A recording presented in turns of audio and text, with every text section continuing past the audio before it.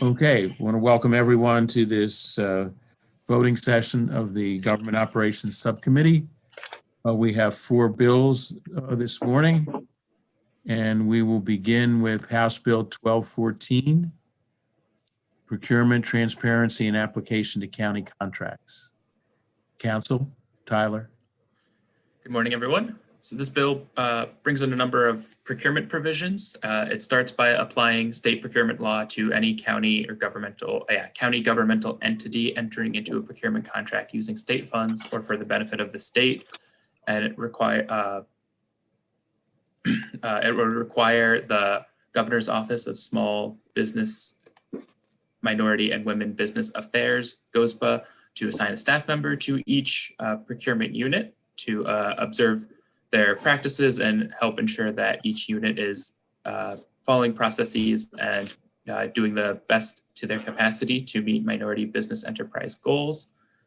And some of their transparency provisions within the bill require notification for when a bid is unsuccessful or not going to be awarded, and opportunities to receive evaluations on essentially why bids were unsuccessful, how they didn't meet the criteria, or how they compared to the bid that was awarded, and provides for an opportunity for businesses that did not have successful bids to receive more information on it, and clearing and making more clear some provisions for them to appeal decisions.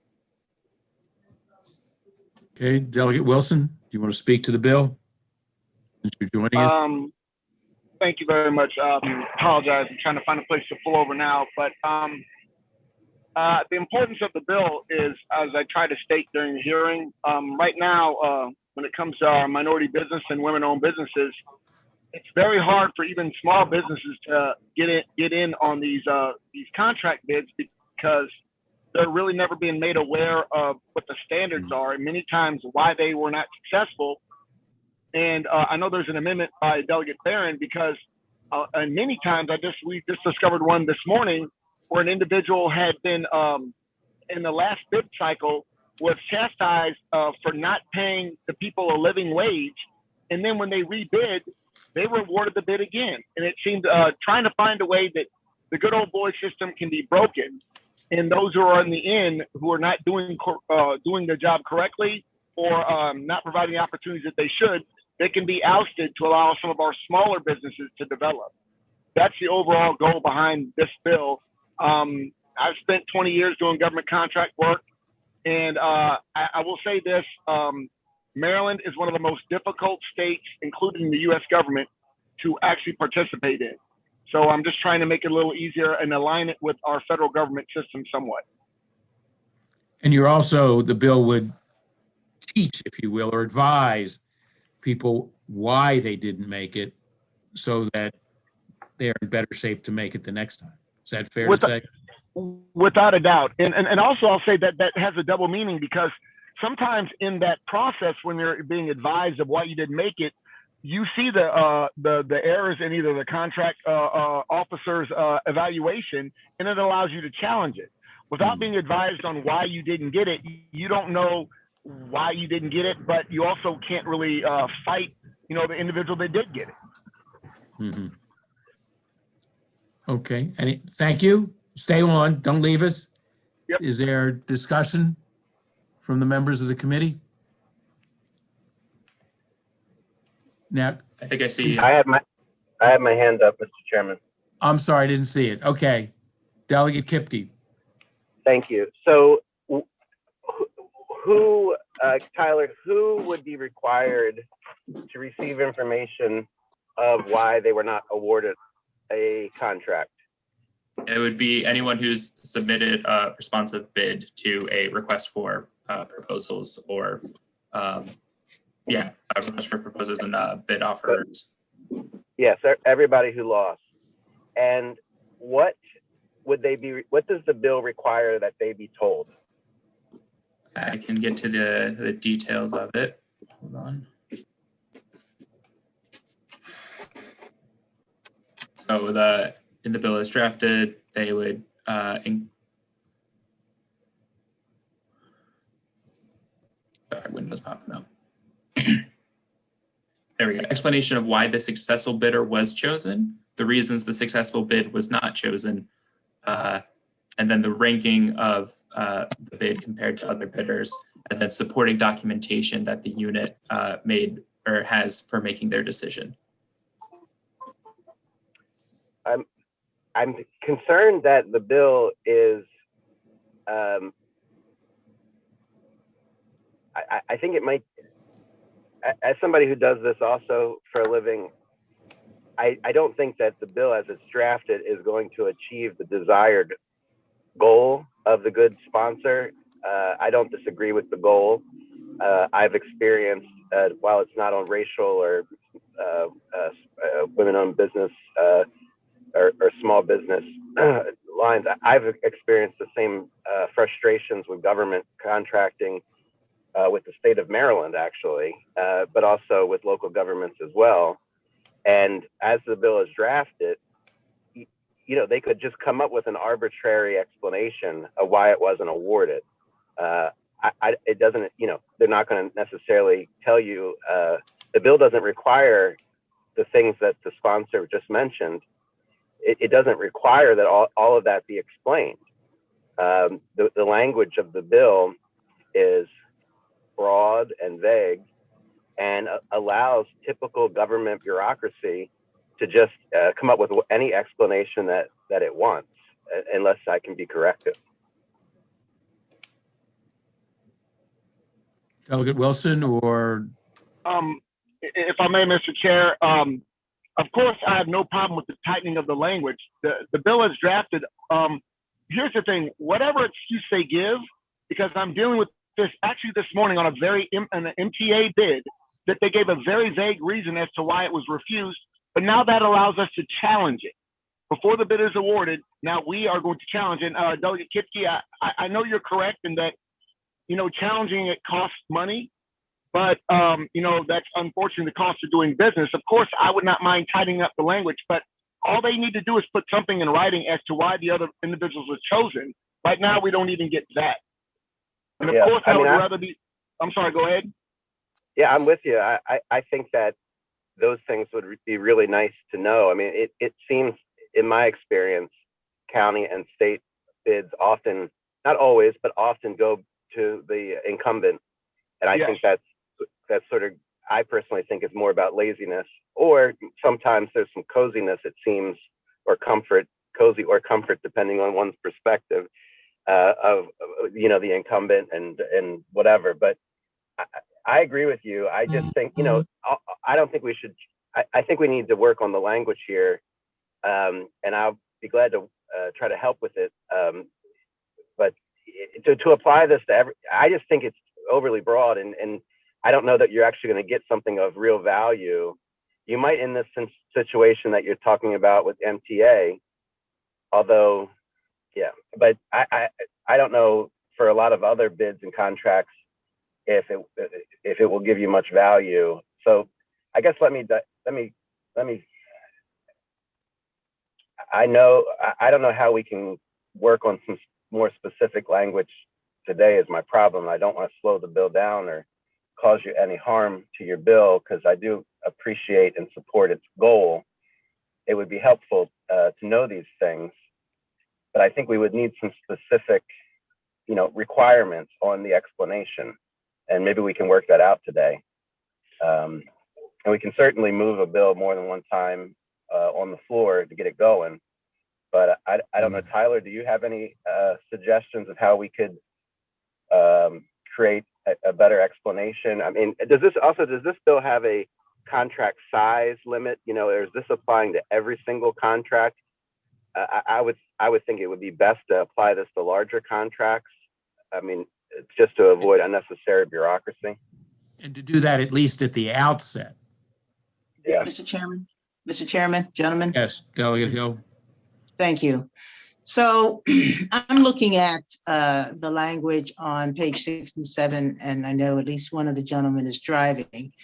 And to the point that's being raised, it says, this debriefing should include an explanation of why the bidder was chosen, the reason the unsuccessful bidder was not a successful bidder, and the ranking and supporting documentation. What I'm wondering is earlier on, it talks about the RPF, right? And the specific information that has to be in there.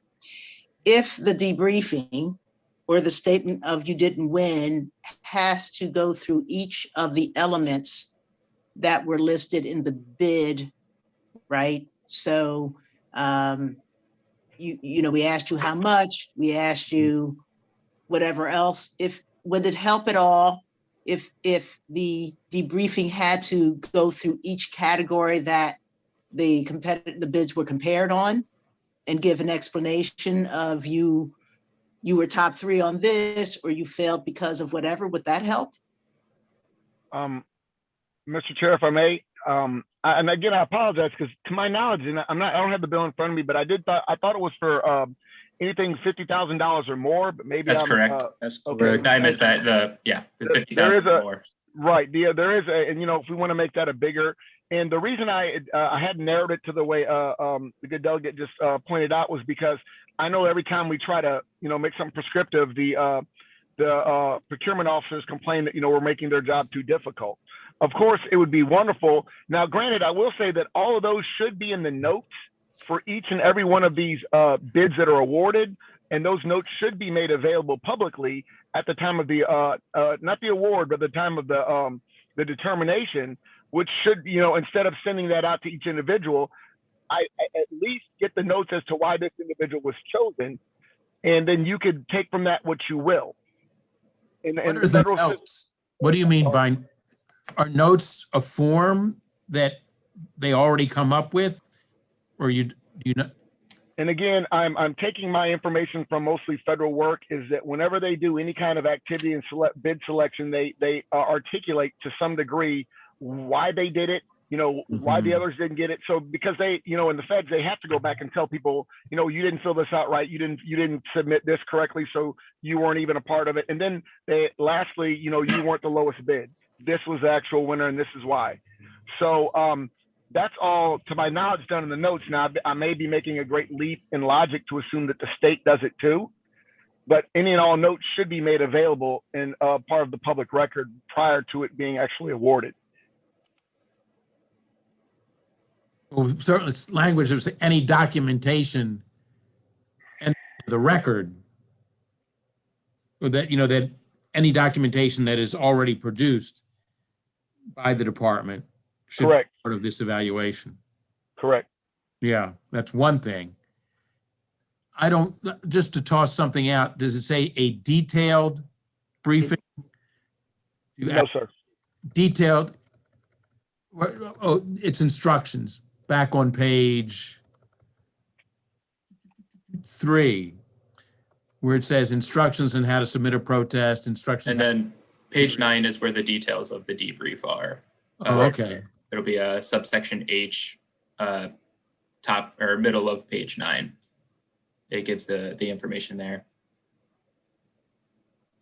My understanding is similar to the sponsors, that the supporting documentation would have to have some, at least some level of detail of looking at the criteria, because that's how the procurement officers are making their decision. But there is room for specification if, of course, if that's the will of the subcommittee and the committee to adopt something like that. I just want to point out, Delegate Rosenberg, I know you're working through the bill. There are a couple other hands up, and there are a couple of amendments that don't speak to this specifically, but I just want to make sure everyone's aware of those if we want to address those today as well before our voting session. Thank you. And Mr. Chair, can I just, one other thing is, this bill was meant to be the floor. Of course, anything this committee wishes to do to improve the bill, or make it more specific or more prescriptive, I was just trying to build a floor, because at this point, we don't even have that. Mm-hmm. So like Delegate Kipke, any of the issues today, I'm more than fine with making it much more, prescriptive. And as he said, his experiences are my experiences in Maryland and more than anywhere else, with the good old boy system at work. And like he says, it's always the people that have the contract to keep the contract, and you never even know why. Okay. Who else has their hands raised? I don't see. Delegates Shalega and Lewis Young. I'm not sure who put their hand up first. Okay, Delegate Salega and then Delegate Lewis Young. Thank you, Mr. Chair. So Delegate Wilson, did you talk to Mako or Mabe? The testimony from both of them was unfavorable. Did you meet with them and try to work any of this out? And Delegate, I apologize. You know my personality by now, and I've learned, and I know that HGO does it quite differently. But once I hear everybody's testimony, I tend to stop working with the advocates and start working with the electeds, because sometimes they're two lunatic fringes. Being in the middle doesn't help.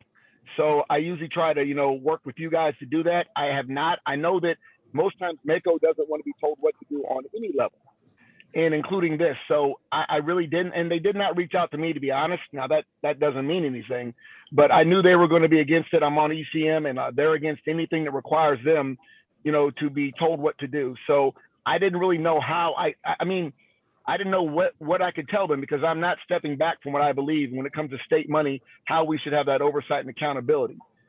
And I don't know what else I could offer them. So you weren't willing to come to some compromise with them? There was none offered. Okay. So what about the fiscal note of 5.9? And listen, just to be clear, I am a contractor. I have suffered under the same things. I understand completely what you're talking about. I've gone up against the good old boy network and not gotten the bids. So I firsthand know what you're talking about. But the $5.9 million fiscal note, have you thought about how to address that? Yes, and the way that fiscal note is basically creating positions versus changing the nature of positions already in each of the offices, because wanting GOMA, or that's no longer called GOMA, GOSPA, to be a part of each of the 70 agencies is where that number comes from. And they don't have to reinvent the wheel. They can actually change the nature of positions through GOMA, or the procurement office, and just make them report to GOMA, or make them fall under GOMA, because instead of hiring 70 new people, that was just sorry. No, go ahead. I'm sorry. I didn't mean to. I mean, that was just a very brief way of saying this is how much it's going to cost. It really should be it should be darn near cost neutral if they just transition positions in the procurement office to fall under GOMA and have that responsibility of reporting, so our small businesses can flourish. I just don't want what you, go ahead. Did you ask GOMA if they could do that? I met with them last year when I put the bill in, they had no problem. But not this year. They haven't weighed in yet. No. Okay. We could put that in the bill. One last question is, I don't do federal contracting, so I appreciate that you're, trying to model this after what goes on. Do they actually rank the bidders in the federal? Because the bill on page 7 says the ranking. So yes, there were 30 bids. Do they actually say from 1 to 30, you were number 29? And many times, yes, they do. And the reason that works for you is so next time you'll know that either I don't even need to be bidding in this area because I'm number 30, or I was number 3. These are the things we need to tighten up. And also, if you're number 30, a lot of times there's no need to try and challenge because you were so far down. It's not like you would have gotten it. Because, as you know, sometimes the winner has made some mistakes, has misled the procurement officer, and you can argue that, well, they shouldn't win. But if you're number 30, that doesn't mean you're going to get it. Sure, I get the change order thing and instruction. I know how that works. Thank you. Right. Delegate, Pena Melnick? Who else had their hand up? Delegate Lewis Young. I'm sorry, Delegate Lewis Young. Thank you. Most of what I was going to suggest has actually been said already. But assuming there's an RFP process over a certain amount, that sets out the criteria. And when I was an alderman in the city of Frederick, when we did have a contentious bill, the people that were evaluating the bidders would put a numerical value against each of the criteria in the RFP so that your total score at the end determined who got it. Now, what this bill could say is that your evaluation on the criteria could be shared with you. You wouldn't necessarily see all the other bidders, but you could see how you scored on the requested criteria, and that would tell the bidder where your relative strengths and weaknesses are. And I know that's correct. Again, trying not to step on the toes of the different procurement offices too much, because some people would assign a numeric value, some others may assign a percentage, some look like they're just spitballing it. I don't disagree. I know that all of that, again, that's why I put in there that should be in whatever notes that they use to determine, because the things that do need to be made public are you should obviously know how you did, but you should also be able to tell what the winner did and what their total score was or how they were evaluated successfully. And however we want to do that, I just know that people weigh them differently. And when we get into counties, especially, some people may not assign a numeric value. I don't know how they would do it, but there needs to be some justification as to why that person won and why you lost. Thanks. Mr. Chairman, Yes, Delegate. I know you can't see the hand, so I wanted to jump in. This might be way out of left field, but is there any way to put in a trigger mechanism in the bill that anytime there's a repetitive bid winner? Because if you want to make the good old boy network, if the same people are winning the bids all the time, is there a way to put that in the language so that it does set off a whistle? The same contractor is getting this bid all the time. Why is that?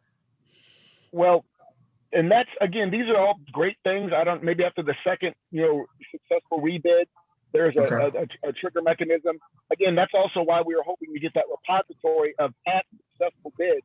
So at least I could go in to see who's won this bid the last 2 times, and keep an eye on that. The question is, once you put the trigger in, it's a trigger to do what? Because besides notifying the potential bidders, I don't know what we could force a procurement officer to do on a successful rebid. Yeah, I understand the intent of the bill. I'm just trying to find out a solution to get it so that it meets your goal. Yeah. Thank you. I'd like to suggest that Delegate. Oh, I'm sorry. Is there someone else who wishes to speak? I believe Tyler was going to say something. So yeah, just real quickly on a couple of things that came up, and then Delegate Barron has had his hand up, but okay, I can't see. Okay. The first thing that came to mind with Delegate Chisholm's recommendation, certainly conceptually we can draft that. I would want to consult with the AG's office, though. I think that would butt up very closely to laws. I'm forgetting the term in law, but where the government can't legislate or on one particular business or too particular of a business. And I think that would be probably broad enough, but I could see if certainly it could cause issues if there's a company or two that feels like they're being targeted by that legislation, of then being told, oh, we, it's so much harder for us to bid now. So I think the language for that wouldn't be too difficult to draft, but I'd need some time to work with the AG's office to get an opinion and make sure that we do that correctly. So it's just something to consider.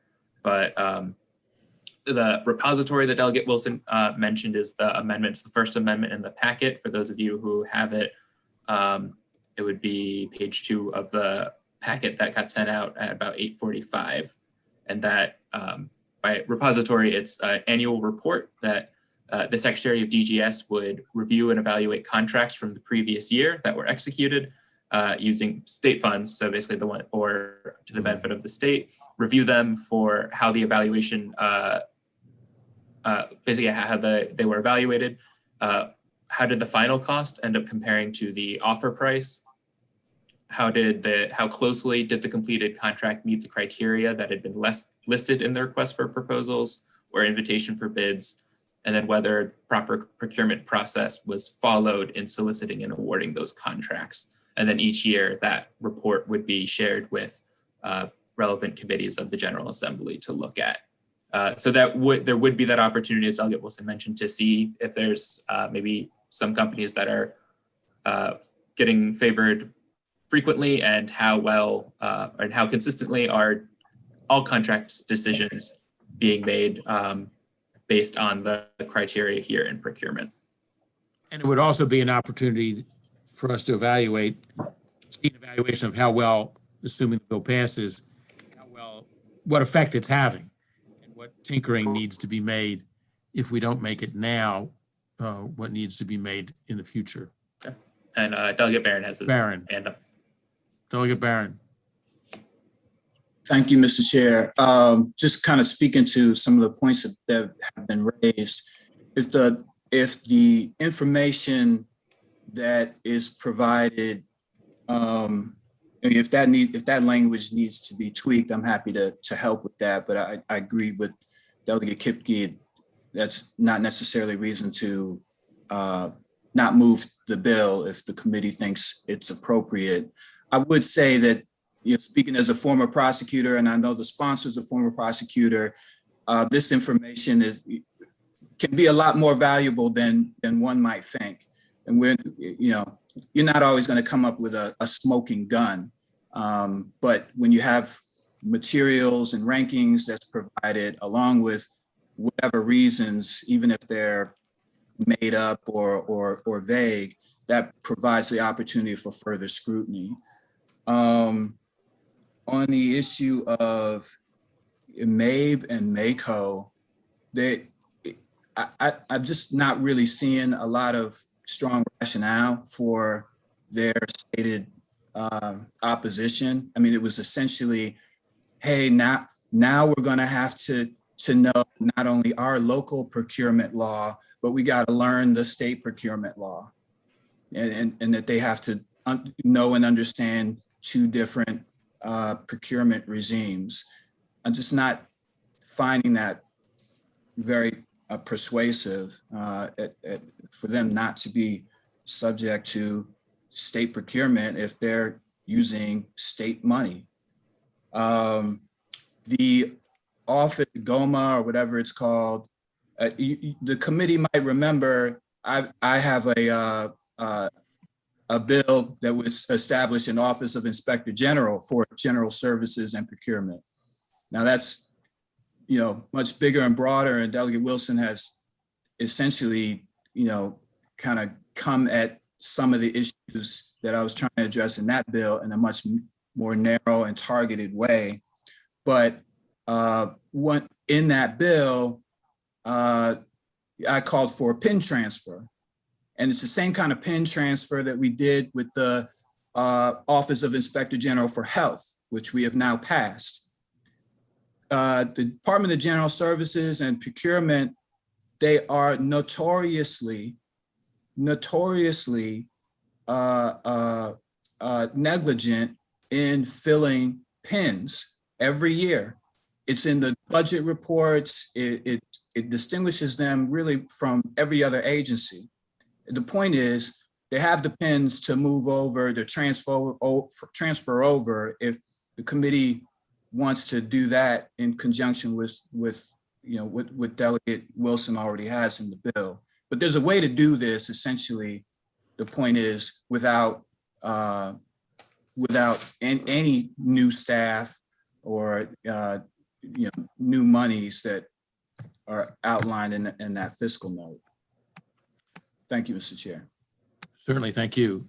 Is it the will of the group that we can resolve this in the next 5 minutes? Or alternatively, that we would ask with the intention of coming back today, most likely after the floor session, to ask, I believe it would be, and I'm open to suggestions, Delegate Barron, Delegate Wilson, and Delegate Kipke, to see if they can come up with a set of amendments that would be satisfactory to move this bill forward. Delegate Szeliga has her hand up. Delegate Szeliga. Thank you, Chairman Rosenberg. We need to teach you how to use Zoom so you can see our hands. Click on participants and the list comes up on the right. Delegate Barron, I get you with these unfulfilled positions. I did 4 years on appropriations when O'Malley was governor, and it was, I think they use them for like a slush fund or something. They intentionally don't fill positions. It was year after year after year, these unfulfilled pins. You know, why do we have them? So I'd love to work with you on that next year. Obviously, we're right here at crossover. But to answer your question, Delegate Rosenberg, we have 3 more bills. I'm not sure how we resolve this in 5 minutes. Okay. Are those 3? Delegate, Mr. Chairman, Certainly. Go ahead, Delegate Hill. I would suggest that we discuss the other 2 bills and then come back on this one. And See where we that'll are. give some people, yeah, and see where we are, and not Okay. decide whether we have to. I think this should move it in some form today. Okay, then let's move on. Good suggestion to the next bill. Council. The next one is HB 527, and that is from St. Mary's County Delegation. Mr. Chairman, I'll be excused. Not really, because we may need you when we get. We can call them back. Can we call them back? Or Give them 5 minutes. he to can get out come of his back in car. a few minutes. Staff could let him in. Okay, fine. Okay, I'll just sit waiting. Thank you. Well, no, you don't have to sit waiting if you got to get here. You don't have to listen, but whatever works for you. Okay, In the interest of time, St. Mary's County Human Relations Commission Equal Treatment. The bill would alter the current, I'd say, like charge of the St. Mary's County Human Relations Commission, just by changing how in their statute it says that they'd work for the equal treatment of all people without regard to, and then it lists a number of suspect and protected classes. And by removing those identities and minority groups, then it would just read, encourage and ensure equal treatment of all people in compliance with federal, state, and local laws and regulations related to housing, employment, and public accommodations. The question last time was what the legal impact of this would be, and a couple names that were wanted to be consulted. I didn't make the connection of one of them, and actually if you look in the bill file, there's a letter of support from the Maryland Commission on Civil Rights saying that actually this would just streamline the things in the future because federal, state, and local laws would apply, that none of these classes would lose protection, and it would just help St. Mary's not have to update their statute every single time there is a change in federal, state, and local law. So that's their understanding of the bill. But, that answers the question that we had after the previous. I think so. I don't know if there were other questions from the members that they want to address or if they're satisfied. Hold on, let me get to where I should be. I see a hand from Delegate Shalega. Delegate Slager. Thanks. Could, in an effort to make sure that we're not disenfranchising any, I think what they're trying to do is, as we update these classes of people every session, perhaps we could, if people are concerned, just make sure that they post it on the St. Mary's County website, or, you know, with more detail as to what all of those classes of people are. I don't know if that would satisfy making sure that we're not being fully inclusive. I mean, from a legal standpoint, this satisfies it. I think the delegate, I'm sorry. Go ahead, Eric, Delegate Barron. I think that's a good suggestion from Delegate Shalega. Because I think the delegates' point, while the electeds and, you know, bureaucrats may understand the classifications that fall under, you know, local, state, federal law, members of the public may not. And so by having some kind of notice or posting, you know, you make sure that the public is also aware that, you know, hey, if they fall under a certain category, they have certain rights. Okay, is there consensus on that? Not seeing any further discussion. There is. Delegate Vice Chair Pena Melnick. Yes, Oh. Sorry. We're joined, yes. Mr. Chairman, I would like to ask a question. I need to ask the committee to not hold this bill. And the reason for that is I'm happy to have the question asked of the AG. I'm happy to wait for the answer. That's no problem. And if we need a floor amendment on this bill, I am happy to entertain that floor amendment. But at this point today, Saturday before crossover, I'm not happy to hold this bill. I think it needs to move forward. So I You're ask referring to you. 1214, I believe. Correct. Yes, okay. Yes, I ask you to please bear with us, let it go to the floor. You have my word that if the floor amendment is needed, there must be time and we'll get it done, but I need to have that bill on the floor. So with that, I would ask you to vote against holding this amendment if that is what happens. You know, the rule is you can hold a bill unless we get to the point in time where you can't hold a bill. What And- bill are we talking about? We're on Yeah. 527. Is that the one you're Oh. meaning?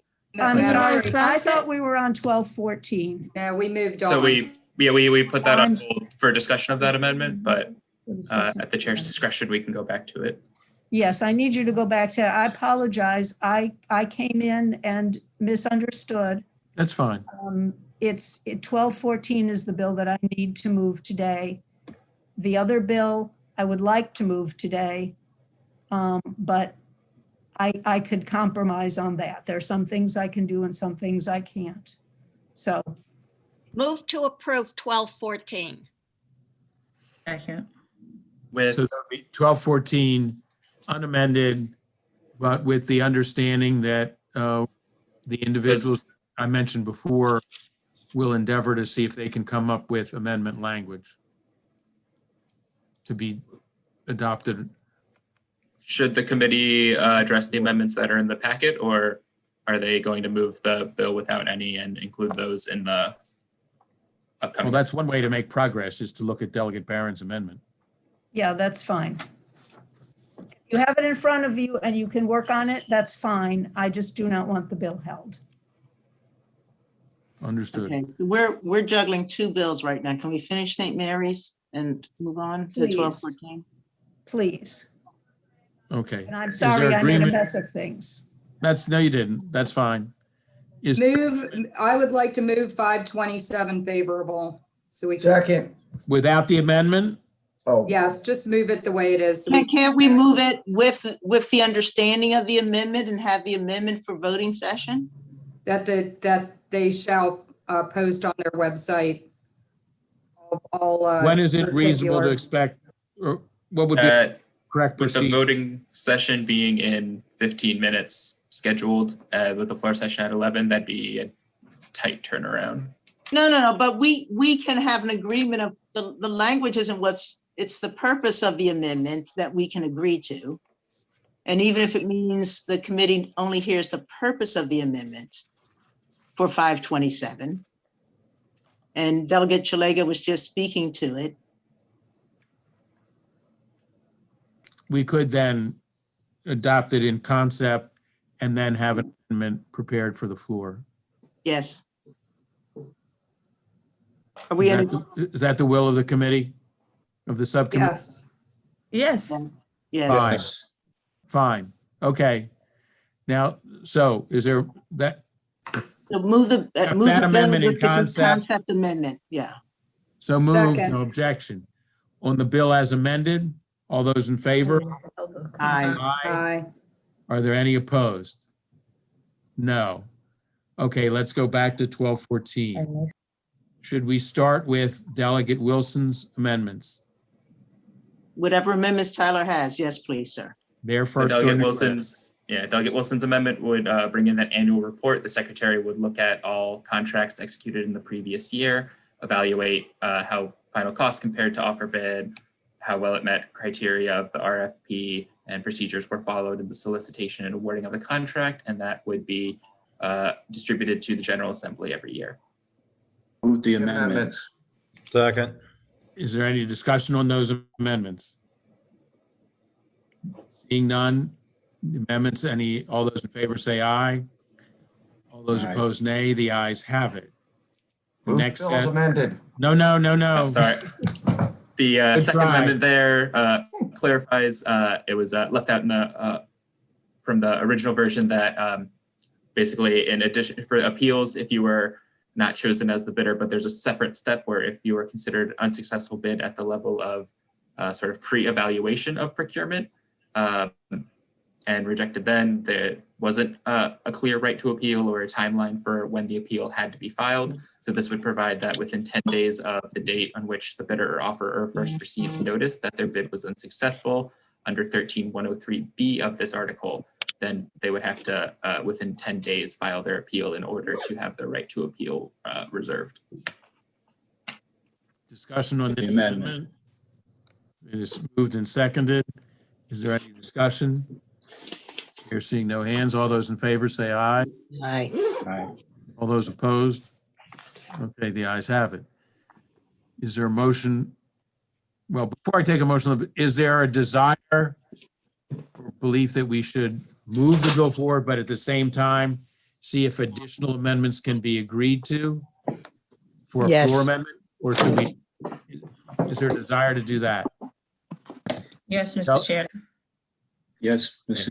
Move the bill, Okay. move the bill as amended, but with a small group of us will work on it. Fine. I second that. That is seconded. All those in favor say aye. Aye. Aye. All those opposed?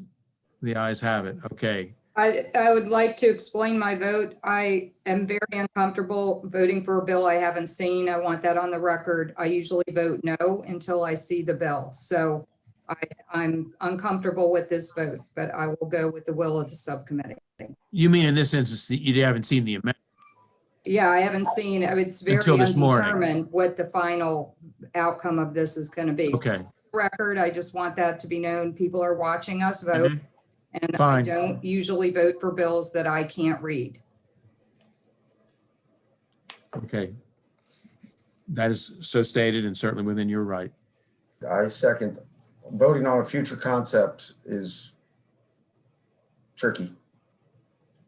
Well, that will be, that any amendment will be seen by the full subcommittee, if not the full committee itself. It's Understand. going to go to the floor for HB 1214, I would think. But I mean that there will be consultation. Yeah, and We accept any amendment. everyone Okay. will see it. Yes. Okay, next bill, Delegate Young's bill.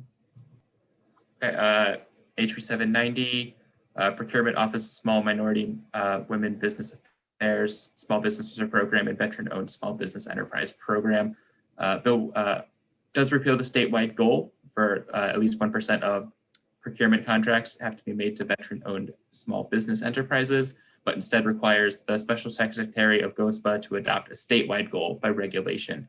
The bill includes various provisions that align management of the veterans-owned small business enterprise program with existing preference management structures and makes conforming changes to align them. And then finally, it establishes an advisory committee on VSBEs within GOSPA. And this, Mr. Chair, may I be excused? Mr. Chair, may I be excused? Yeah, his bill's done, I would think, so. Thank you very much, Mr. Chair. yes, Delegate Wilson, you're on your own. Thank you, Mr. Chair. We'll be working with you, though. Okay. Is there discussion on this bill? This bill is the result of a work group that was created Mhm. by statute or by how, there was a work group, was there not? I think it was resolved without a statute, but involved members of the General Assembly.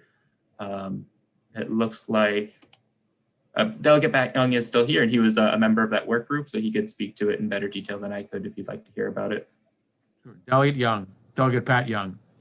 Hi, Delegate, and excuse me, I'm on two computers right now because capital budget's going to be making decisions, so forgive me if I'm a little disjointed. Worked over the year for the work group that dealt with a bill that we put in last year, and this committee decided that it was, and appreciated that too, that we, instead of passing that bill, turned it into a work group that had members from BPW. I believe there were members of GOSPA, myself and Senator Will Smith worked on the work group during the interim just to discuss this issue of veteran procurement, reaching a 1% goal that we have not, and many agencies have not been able to reach in the past, and how we can do that and make that better. And the work group came up with a number of procedural changes they could change internally, and number of changes that turned into this bill from that work group, which Mr. Tyler had just addressed to you all.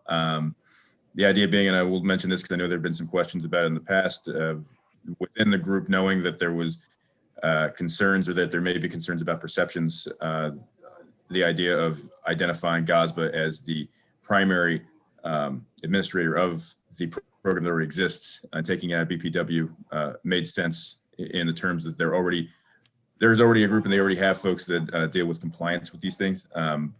And the discussion of making sure that we're not changing the status of veteran small-owned businesses, but just addressing the fact of the compliance piece associated with the 1% goal, and at the end of the year, making sure that we can understand why we may not have hit it, or making changes and being flexible, which GOSBA already does with its other programs. So that answered the question. If I'm missing something, please let me know. I'm happy to elaborate as well. So if I may, not seeing any hands. So the bill is a result of a work group that created by the legislature last year. Yes, sir. Does not change the status, but with regard to how veterans are treated in procurement, but provides for greater assessment and input and assistance to them, similar to what we're doing in another bill. That is accurate. Yes. Okay. And the intent of the legislation. Okay. Any questions? Did anyone oppose? Was there any opposition, oral or written, to the bill? Not in the bill file or at the hearing or anything. Okay. Is there a motion on the bill? Move the bill. I Favorable. second it. Okay. No objection? And may I have a minute, if I may? I just want to thank Delegate Young for looking into it. I know he went and spoke to the caucus. He sent us the composition of the group. And then also the question that Delegate Chisholm had regarding, how many people of color were veterans. You sent us the chart as well. So thank you so much for doing that homework. Welcome, Delegate. Thank you. Thank you, Delegate Young. And don't forget us in the capital budget. Yes, Thank ma'am. you. Yes, sir. Yes, sir. Thank you. It's okay. Final bill. House Bill Oh, 990. 911 Did we bill. vote on that bill? We didn't vote on it. We I'm Oh, didn't. yeah, we sorry. I actually thought we did that. had. It was a love fest. I'm sorry. All those in favor of the bill say aye. Aye. Those opposed? The chair had a good ear, prescient ear. Thank you. You're right. We needed a vote. Okay, final bill, Delegate Krebs's bill, 911 bill. Yes, House Bill 990 would change the MEMA to the Department of Emergency Management, making it a cabinet level position, and therefore reporting directly to the governor. And it would transfer control of the 911 board and 911 emergency systems to the new department. And just one amendment in your packet, very technical, a good catch from Thomas Elder in fiscal notes, that since some of the positions moving aren't just all in MEMA, but there are some coming from the Department of Public Safety and Correctional Services, because that's where 911 specialists are currently housed. So we're just adding that reference to the transfer of positions. So it's both MEMA and DPSCS will have transferred positions from that amendment. Is there discussion on the bill? I see no hands on the participant list. Is there a motion on the bill? On the amendment? On the Move amendment. the amendment. So moved. Any objection to the amendment? No objection. Is there a motion on the bill as amended? Move the bill as amended. I second. All those in favor say aye. Aye. All those opposed? The ayes have it.